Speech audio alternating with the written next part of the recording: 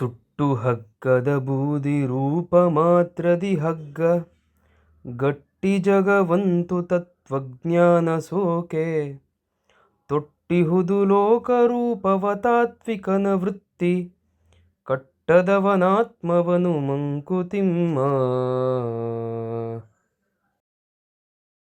ಈಗ ನಾವು ಒಂದು ಹಗ್ಗ ನೋಡ್ತೀವಿ. ಆ ಹಗ್ಗ ಸುಟ್ಟಿದ ತಕ್ಷಣ ಅದು ಬೂದಿ ಆಗುತ್ತೆ. ಆ ಬೂದಿನೂ ಕೂಡ ಹಗ್ಗದ ರೂಪದಲ್ಲೇ ಫಾರ್ಮ್ ಆಗಿರುತ್ತೆ. ಹಾಗಂತ ಆ ಬೂದಿಗೆ ಹಗ್ಗದ ಶಕ್ತಿಯೇ ಇರುತ್ತಾ?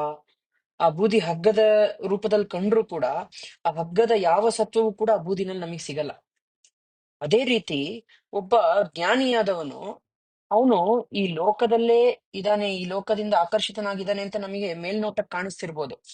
ಆದ್ರೆ ಅವನು ಎಲ್ಲದರಿಂದಲೂ ಒಂದ್ ರೀತಿ ದೂರ ಆಗ್ಬಿಟ್ಟಿರ್ತಾನೆ. ಈ ಪ್ರಪಂಚದಲ್ಲಿರುವಂತಹ ಯಾವುದೇ ಆಕರ್ಷಣೆಗೂ ಕೂಡ ಅವನು ತಲೆಬಾಗೋದಿಲ್ಲ. ಇದು ಆಗೋದು ಯಾವಾಗ ಅಂತಂದ್ರೆ ನಾವು ಜ್ಞಾನಿಗಳಾದಾಗ ಮಾತ್ರ ಅಂತ ಹೇಳ್ತಾ ಇದ್ದಾರೆ ಗುಂಡಪ್ಪನವರು.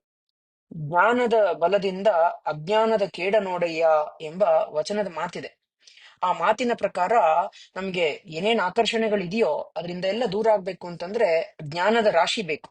ಆ ರಾಶಿಯನ್ನ ಪಡ್ಕೊಳ್ಳುವಂತಹ ಪ್ರಯತ್ನವನ್ನ ಮಾಡೋಣ ಅನ್ನೋದನ್ನ ಗುಂಡಪ್ಪನವ್ರು ಈ ಕಗ್ಗದಲ್ಲಿ ಹೇಳ್ತಾ ಇದ್ದಾರೆ.